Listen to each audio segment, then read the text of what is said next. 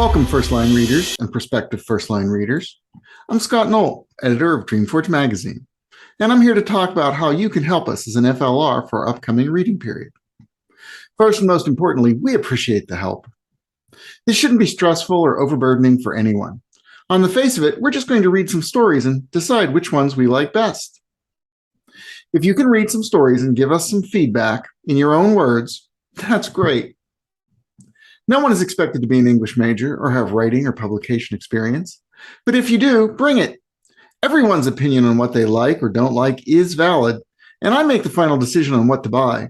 So you can chill and have some fun, maybe learn something. We publish a wide range of science fiction and fantasy. The differentiator is that our story should make you feel something positive, both about the characters and the future. Showing humans fail completely and leaving the reader contemplating a dark shadow over humanity in the future is not what we're looking for. We're not looking for horror. I do like Halloween, though, so I usually publish one scary story, but that's a separate thing. Occasionally, we've skirted that line by publishing a story that shows a dark storm is coming. But in those tales, the reader should also see that the characters are prepared to deal with the situation. It's a matter of judgment, and also a matter of what stories we have to pick from. In the end, we can select stories from what is sent into us, but we can't select what is sent to us. Now, as I said, you can just rate the stories and give me your opinion. That's fine and very helpful. If you want to take that up a notch, here are some things to consider. Lots of times you like or don't like something, but you don't have the vocabulary to say why. At DreamForge, for most short stories, we're looking for some adherence to a traditional story pattern. We've memorialized this in our story plotting game and our robust template. I will give you links to these in the video description below. Right now, I'll screen share our story plotting game and walk you through some ideas. Now, this story plotting game is actually a game that we made that you can play yourself with a friend or even in competitive teams. We're not going to go over the scoring and game aspects right now, but how it looks at story can be instructive. So I'm going to take a second or two and try to share screens now.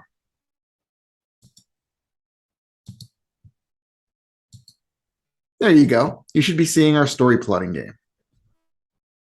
So here's the basic idea. We've divided stories into 9 different story elements, and I'm going to briefly explain each one. When you play the game, you get a time limit. There are points that you can score for doing certain things in a certain way, and it can be fun and competitive.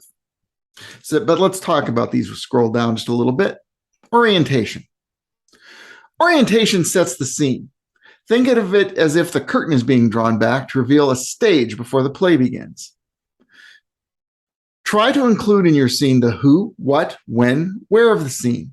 Whether it's breakfast on a space station, a treasure hunt in the Magic Mountains, or a square dance in the 1950s South Carolina, make it a relatively ordinary, banal moment in the current day of your protagonist. We just need to know where we are.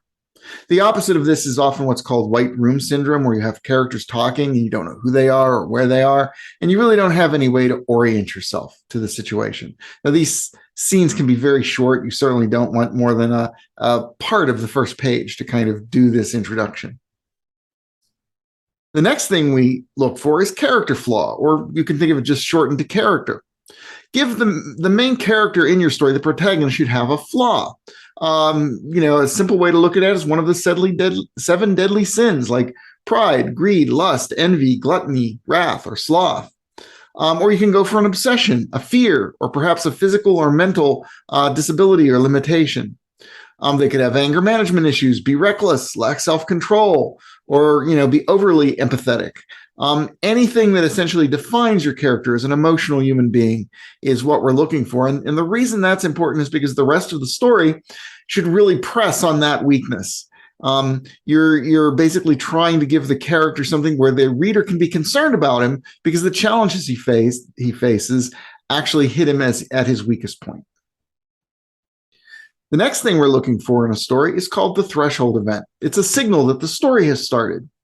Something happens that is out of the ordinary scene that you've set. Examples might be the character receiving bad news, something crashes nearby, a dimensional portal opens, A superior arrives with an urgent mission, or something important is stolen, lost, or found. You're simply looking for an event that signals, hey, the story's getting started. The next thing in a story or a manuscript is usually the narrative hook. Now, the narrative hook and the threshold event, they can be lumped together sometimes. Sometimes you'll hear them referred to as the inciting incident, that sort of thing. But what is different about the narrative hook? Well, that's just some little hint that whatever that event was that just happened that told the reader, hey, story's starting to begin, it should actually hook the protagonist into the story. So the incident of the threshold event develops in a way to directly engage the protagonist. If it were a fire that was the event, the protagonist decides to put it out. If an attack is underway, the protagonist decides to run or fight. If something's been stolen, the protagonist goes on a quest to find, but it involves him in some specific personal way. Then we go into what's often called the try-fail cycle. It's like the protagonist, a problem is developed, the event has happened, and the protagonist is going to try to fix things, solve things. And that can be called the try-fail cycle. In this particular instance, we're referring to 3 obstacles: obstacle 1, obstacle 2, obstacle 3. Obstacle 1 is the first challenge for the protagonist flowing out of the threshold event in the narrative hook. The protagonist must take physical action to overcome the challenge. They can't just think about it or consider that they might do something. We're looking for just a simple obstacle, and the protagonist actually takes an action and thinks that he's been able to overcome it. So it doesn't take a lot of work. He's not really in a whole lot of danger yet. He or she or they are not in a whole lot of danger yet. They're simply faced with an minor obstacle, and they take action to overcome it. Obstacle 2 just gets things a little more involved. Usually a good way to develop an obstacle 2 is to have the character take an action to overcome obstacle 1, but it doesn't go as planned. Something happens. They actually start to make the situation worse. So obstacle 2 flows out of the action to overcome obstacle 1, and ideally the protagonist sets the events in obstacle 2 into motion without realizing it. And again, they must take physical action to overcome a problem. Obstacle 2 is difficult. This isn't quite life-threatening yet, but it's a real challenge to overcome. Things are getting more serious. Things are getting worse. Now, obstacle 3. Obstacle 3 flows out of the actions for obstacle 2. Whatever actions the character has tried to take to solve the problem, they're not doing it. In fact, they may again be making the problem worse by whatever action they took. But obstacle 3, we're really at getting close to your climax. So this time the threat has to be existential. And that means, their life is at stake, or the life of a friend, or their personal property, or their wealth, or their position, or the very idea of who they are for themselves, or the whole galaxy is at threat. Whatever it is, obstacle 3 is the big one. You can think of it as the boss monster if you're a gamer, but something has to happen now where the character is really risking either their physical life or their emotional, mental identity of who they are to overcome obstacle 3. And obstacle 3 blends kind of seamlessly into the climax. The climax simply being that exact point where they do make that final risk to win or lose everything.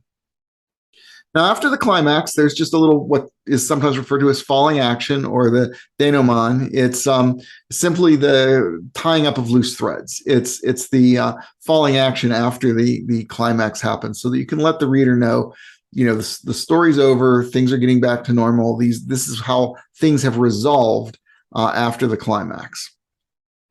A nice touch here is to often circle around to the orientation and show at the end of the story that there's a connection or an echo back to the beginning of the story. So those are the basic parts of traditional storytelling that we're often looking for, especially in a story, 3,000, 5,000 words, that kind of thing. That sort of thing can usually be done. This isn't the pattern for flash fiction. I'm going to stop sharing here for a minute and talk to you again. There we go. Now, not all stories follow this pattern, nor do they have to. And we don't return stories for not rigorously following the pattern. But often, if a story just doesn't feel right or doesn't come together, we can hold the story against this pattern and find a logical reason as to why the story is not working.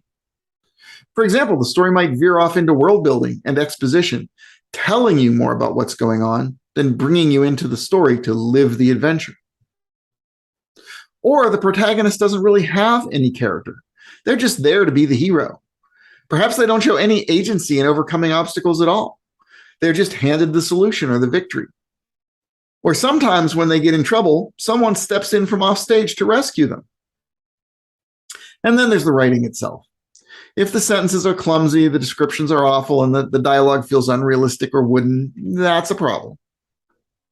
So if you can articulate a reason as to why the story doesn't work, that's helpful. And it helps you see more deeply into the flaws and successes of manuscripts. Now, this is important. You don't have to read stories all the way through, only far enough to make a reasonable decision. The best stories, the ones we want to publish, will pull you all the way through. You're not going to be wondering whether you can finish it or feel that it's burdensome. Now, what we expect from you as a first-line reader. We'd like you to read and rate at least 25 stories in 35 days. If you don't, you still get our immense thanks.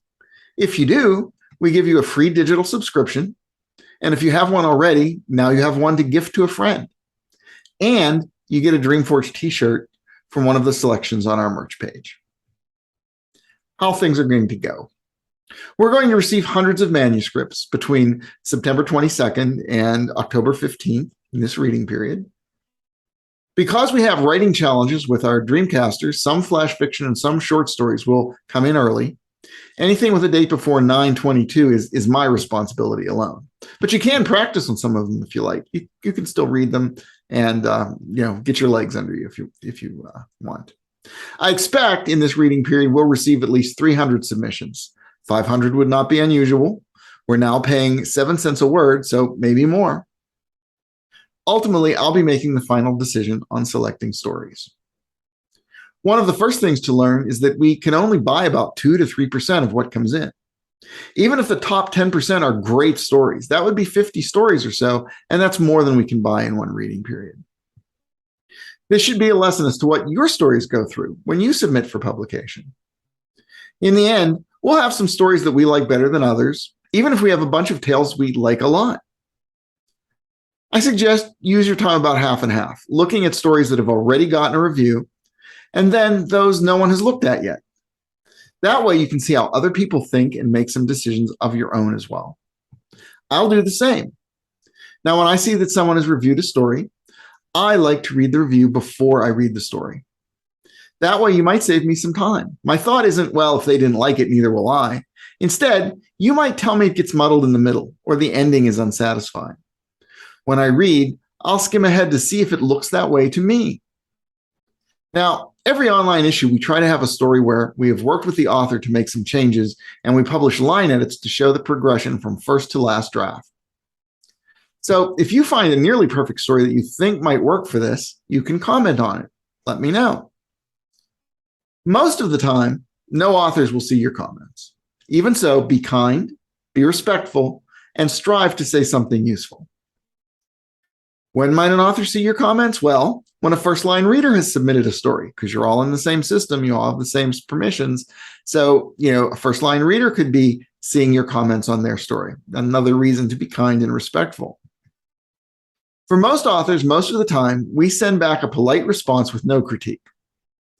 Once in a while, I might offer some advice for a submission, and you might have planted the seed for what I will say. Now, how do we actually physically do this? Well, we're going to use a submissions portal. The submissions portal is where we read and rate the stories. To do that, I have to give you a login and special permissions. I also have to make sure everyone who is going to participate has special instructions. I'll put several links in the description below the video. For now, I'm going to share my screen and show you the basic idea. Try that. Here we go.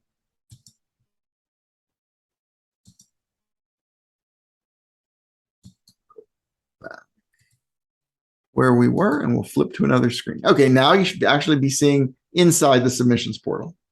Now this looks very much like the control panel that you get as a reader, or even if you just come in for free to the online reading portal, where you see issues, and you see fiction and nonfiction, that sort of thing. Once I set you up as a first line reader in the system, you also have a choice called dashboard, which everyone who visits the system or even has a subscription to the system does not have. Only first line readers and admin people have that choice. When you have that choice, you'll go over here to the left column. And because I'm a super admin, I have a lot of choices. You will have very few, maybe one, maybe just one, but it will be submissions. Submissions is the one you're interested in. And when you click on submissions, this is the screen that you're going to see. You will see stories in a table, very much like, Excel or a spreadsheet if you use that. And you will see, as people start to rate them, you'll see average ratings, and you'll see my rating means the rating you give it. You'll see your rating, and you'll see the average rating. You'll get a sense of the word count, what kind of story it is if the author has told us that. Kind of the date it was received. We'd like to read them more or less in date order.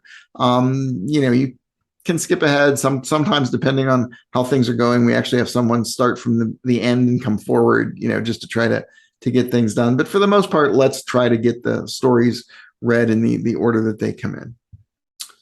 Over here, you'll sometimes see tags that might say professional writer or FLR, warning you that it's a first line reader, if I've had the time to put the tags in. So don't count on the tags being, always there.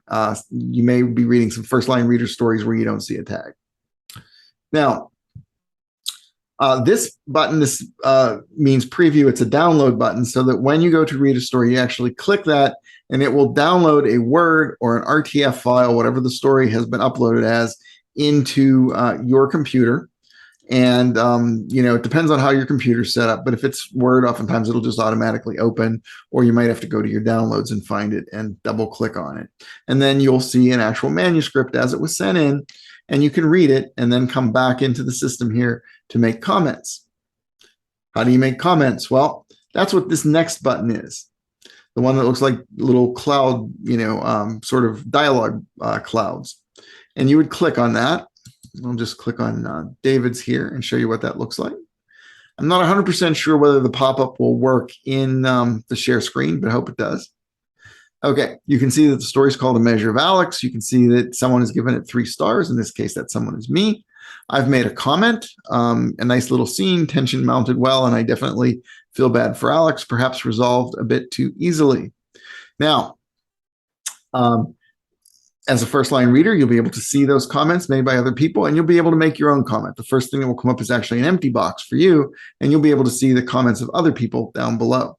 Now, you can actually comment on other people's comments. So if you want to basically just talk about something, maybe someone makes a comment and you see it a slightly different way, not the idea of arguing, but this is my perception of how that worked.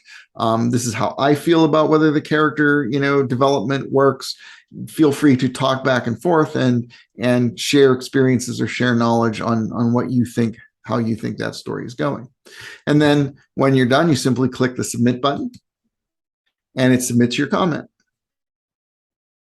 Now that's, and it takes a minute to do that, but that's interesting.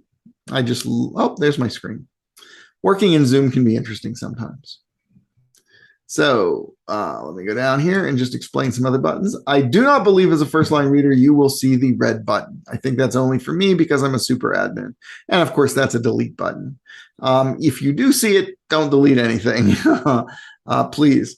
But then there's this other button right beside the dialogue button, which looks like a little pencil. That basically brings you into the page where the author submitted things. So if you want to, you can kind of see the cover letter that they provided with it and how they think it fits into the theme. Really anything else on the page I'm going to deal with here. This is where basically I can send an email directly from the system, letting them know, like, I can return their story from here. We really don't use the word reject. We can't publish all these, even if we liked, as I said, 10% of them were great stories. We're not even going to be able to publish the top 10%. So we're never rejecting something and saying this is unsatisfactory. What we're saying is we're returning this because we're not buying it for this issue. We're not buying it to publish. So you can have it back and you can keep it out there, send it to other magazines, see what kind of responses you get. Once in a while, I will give some comments. Usually, I will ask the author before I do that, simply because we've learned over years that lots of times, especially beginning writers, they're looking for validation. They're not actually looking for critique. They think they're looking for criticism, but they really want to hear what a good job they've done.